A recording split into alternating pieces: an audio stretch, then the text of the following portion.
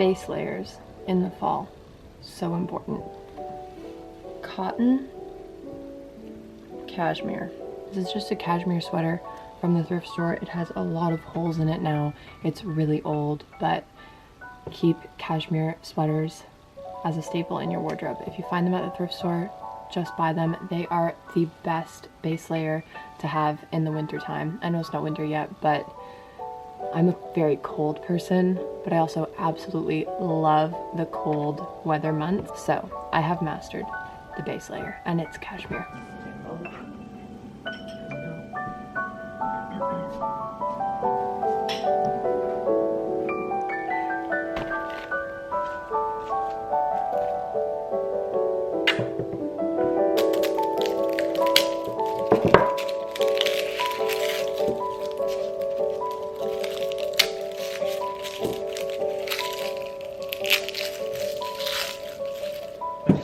Are you ready to take up the guys? No.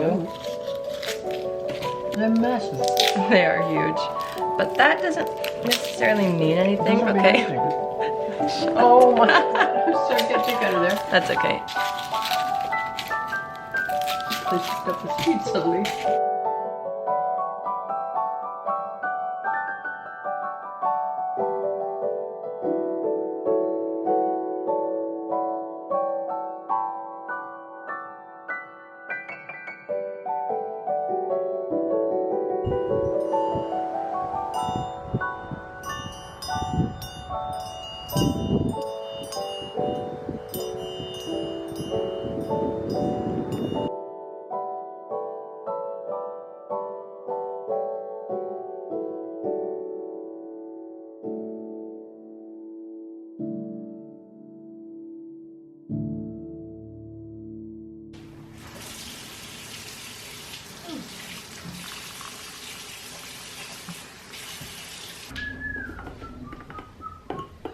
Okay, I'm thoroughly freezing from being outside planting all morning, and now I thought I'd sit in my studio for a little bit and just get done some jobs that I've been working on the past week and just haven't been able to finish. A few days ago, I took a giant piece of MDF that I previously had as my cutting table, and it was just a little bit too big. So what I did was I had my dad make a cut 1.5 feet into it. So the bigger piece is now my cutting table here behind me, and then the 18-inch piece is here. And then this is gonna go coming out this way to create like an L-shaped desk, and then this small piece is where I'm gonna put my sewing machine so that that can stay in the same place all the time, because I've tried so many different sewing setups in this room, and I have learned I really like to have my machine in the same place all the time. I've gone with, you know, multiple tables, just one big cutting table, and then moving my sewing machine on and off it, and that's just not the most practical thing for me. So we had 2 IKEA tables that were just kicking around and we're not really using them, so I was able to take the legs off of them. So what I did was I just screwed in the base here, and then the leg just screws onto it. So it was a really easy way. I didn't have to build any sort of legs or anything like that. So I'm just going to start screwing these in now and then set this up and keep organizing everything that's going on behind me, because I need order in this room. So what I'm looking at right now behind you, it's not even fabric. Like, my fabric is so under control right now. That is not what's making a mess, but it's just like furniture and items, because I feel like I've been in the process of moving things around a lot lately, and you don't really see that in the videos because it is all very strategically angled. But I would like to be able to use this entire space, so let's get this in order.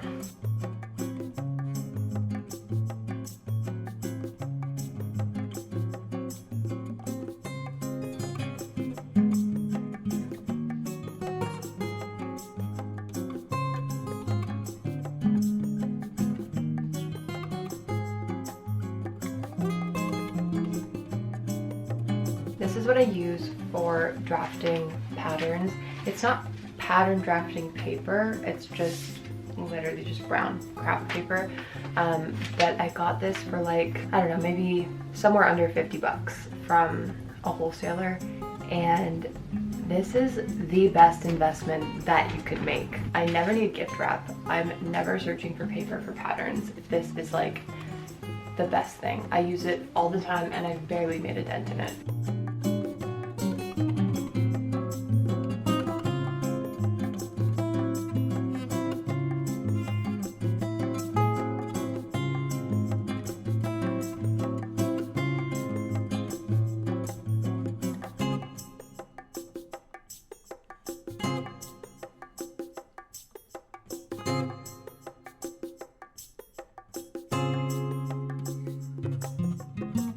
One thing about sewing and organizing my studio that always used to be such a pain was the amount of like little tiny supplies that comes with sewing, and it was always one of the most difficult things for me to organize until I got this Tupperware thing from Michaels. I think it's supposed to be a photo organizer, so these actually fit perfectly, like 4x6 photo prints. But you open it up like this, and then let me just give you some very satisfying sewing organization. I really wish I had a label maker, but I just did these labels by hand, so it could look nicer.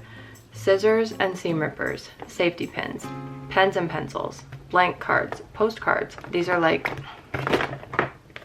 my cute little like branded postcards, which I love. These I would use more when I was like packing orders, but I don't do that anymore. So sticky notes, markers, bulldog clips, bobbins, tape measures, chalk and fabric markers, hand needles, machine needles, fasteners and grommets, belt buckles, and oil and brushes. I would highly, highly recommend this. It's, I think, $25. I think you really just need one, especially if you're just a hobbyist. Like, I don't think you need more than one of these. But for things that I'm not reaching for like every time I sew, but I might need to go in here like every few projects just for something specific, I absolutely love this. And also, another really good one that Michaels does is this Tupperware, because they can lie flat, and if you have a lot of them, you can stack them. This is where I store my button collection. My grandma gave me all of these buttons that all of my ancestors have saved because they were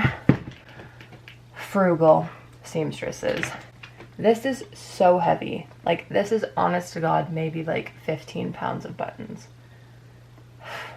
I don't know if that's accurate at all. Maybe 10 pounds? 6 pounds? I don't know.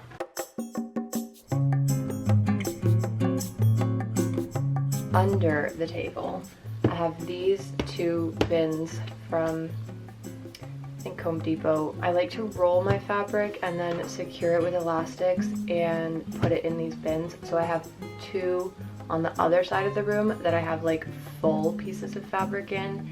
And then for under my table, because when you're cutting for projects, you just produce so many little scraps. So anything that's remotely usable, like there's some things in my garbage right now that it's like I can't really use that for something, you know? But if I have a few inches to work with, anything that could basically be like a small quilting square, I will put in this basket for scraps. And then this one is like already existing clothing that I either need to mend or I want to cut a pattern from, or maybe use the fabric for like a quilt or another project. And then it also has half-made projects in it that I just haven't got around to finishing. And then I've just implemented a system with urgent projects because I am very bad at making things for people. I just forget. This sits up here to remind me to get to doing that. Ignore the sewing machine cable. I'm also going to do some wire management and like tack it up here. But for now, it's just hanging out there. I have my paper here, and then this basket has the two organizers I just showed you, and then my cutting mat just can slide in really nicely behind there. And then this is for my twinkle lights. These are such a good invention. I absolutely love them. So then on the top of my desk, I have this little birch bark basket that hangs on the wall, and I put all of my scissors and just sort of any tools, seam rippers, lint roller, things like that, anything that I kind of just need to reach for quickly, that's in there. And then I have this really pretty iron hook on the wall that I love, and I'm just hanging my 2 tape measures here. I am very into little ways I can color match and just make things cohesive. So the fact that these cream and like dusty pink tape measures match the cream and dusty pink fabric bolts over there, you don't understand how happy it makes me. Then I just have my 2 vintage Vogue books here. These are just things that have either been gifted to me or I thrifted. I love finding old sewing books. There is so much knowledge in there. I definitely use these more than I would like YouTube or something like that, but I like having those somewhere accessible because I actually feel like I'll reach for them more, whereas if they're kind of just tucked away or like on a bookshelf in the studio, I wouldn't think to reference them. I would probably just Google something instead, but I love flipping through a book instead of Googling something, so these are there to remind me to do that. And if anyone wants to know what they are, this big bottom one is the Vogue sewing book. That's just like a general overview of sewing, so if you have any specific techniques you want to reference, this is your book for that. And then this is Vogue fitting, so it's all specifically about fitting garments and how to properly measure. And then I have this beautiful new piece of ceramic that our neighbor gifted us, and I just absolutely love it. I love that it's pure white and it has some chips in it in like the perfect spots. I just love antique stoneware. And then this is kind of just storing like random desk crap, you know? So currently I have iPhone charger, chapstick, and a pointed Sharpie pen. These are my favorite Sharpies for like drawing out patterns. That's usually what I use. And then this is my little pin dish. This is Nippon China.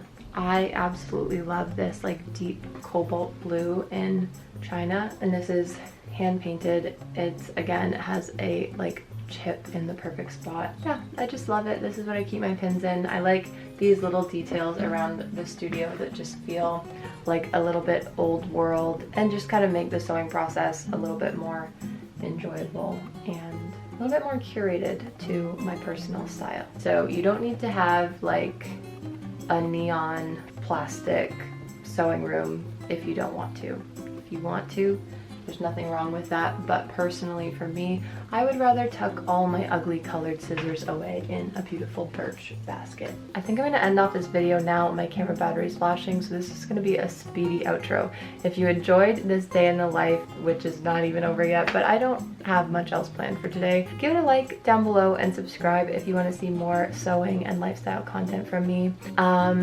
Thank you so much for subscribing. It makes me so happy. Yeah, I hope you enjoyed spending this day with me, and I will see you back here next time.